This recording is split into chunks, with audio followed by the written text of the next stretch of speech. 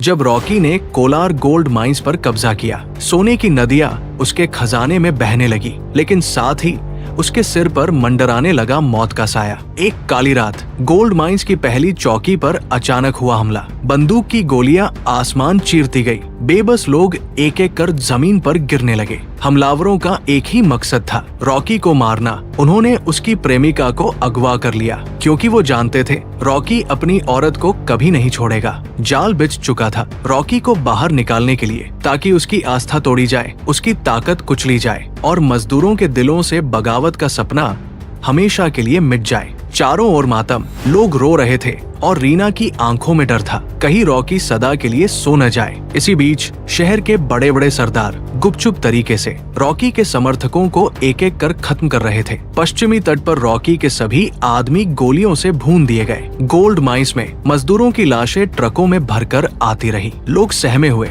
शहर के सारे दरवाजे बंद कर दिए गए। लेकिन तभी रॉकी होश में आया। वो जानता था सब कुछ उसके हाथ से निकल रहा है, फिर भी गुस्से की जगह उसके होंठों पर हल्की मुस्कान थी। उसने रीना का हाथ पकड़ा और कहा, चलो छुट्टी पर चलते हैं। हेलीकॉप्टर तैयार। शहर में अफवाह फैल गई। क्या रॉकी खजाने का सारा सोना लेकर भाग रहा है? क्या वो जनता को छोड़कर भाग जाएगा? लेकिन रॉकी की योजना किसी ने नहीं सोची थी। वो सीधा पहुंचा अरब के एक शेख के पास और कोलार का सारा सोना दे दिया। बदले में मिली 10,000 ऑटोमेटिक गन। उधर भाड़े के सैनिक गोल्ड माइंस पर हमला करने निकले, लेकिन तभी एक रॉकेट लॉन्चर ने उनका रास्ता रोक दिया। एक काफिला नजर आया और काफिले से उतरा वो शख्स जिसे सब मरा समझ बैठे थे। रॉकी, दुश्मनों की हंसी छूट गई। अरे ये तो अब तक जिंदा है। लेकिन कुछ ही पलों में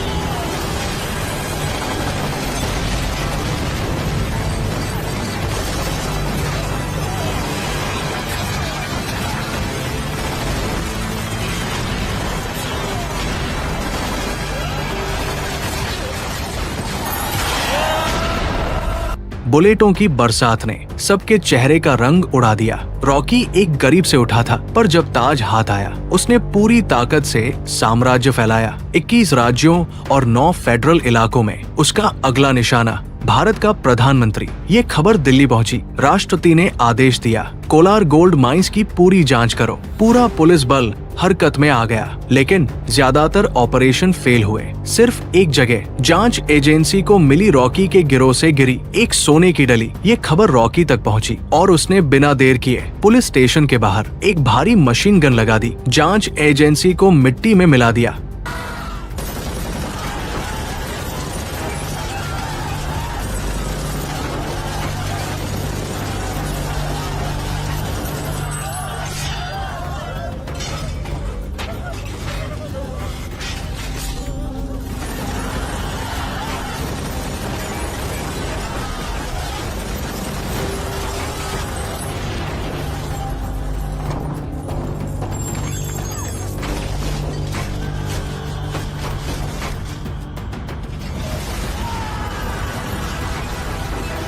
अब प्रधानमंत्री का सब्र टूट गया। आदेश आया, फाइटर जेट से गोल्ड माइंस पर एयर स्ट्राइक करो। लेकिन जेट्स के आने से पहले रॉकी ने सभी मजदूरों को सुरक्षित निकाल दिया और खुद सारे सोने के साथ भारत महासागर की ओर बढ़ गया। वो भागा नहीं, उसने खुद को खुलेआम निशाना बनाया ताकि दुनिया देख सके वो देश का दुश्मन नहीं, बल्कि मजदूरों का हक दिलाने वाला एक योद्धा है। अंत में जेट्स की बमबारी ने गोल्ड माइंस को राख में बदल दिया और रॉकी 1 टन सोने के साथ गहरे समुद्र में समा गया। ये थी भारतीय सिनेमा की सबसे महंगी कन्नड़ फिल्म, जिसकी लागत थी 100 करोड़ रुपए। मैं हूं द हाई मूवी रिव्यू। मिलते हैं अगले धमाकेदार किस्से में।